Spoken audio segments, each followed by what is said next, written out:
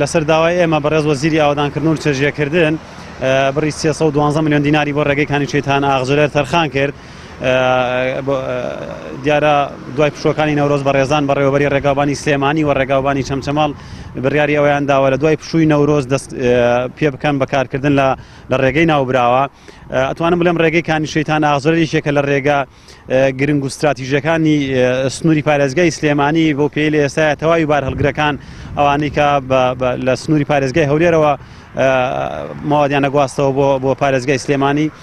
لە ئێستا لە پارێزگای کەرکووک و بوونی بازگەیەکی زۆر لە سنوورەکە وای کردووە عەرقەلە بۆ شۆفێرانە دروست بێ. ئێستا لانحەی ئاغجلێرەوە ببوورە هاتوچۆوەکەن.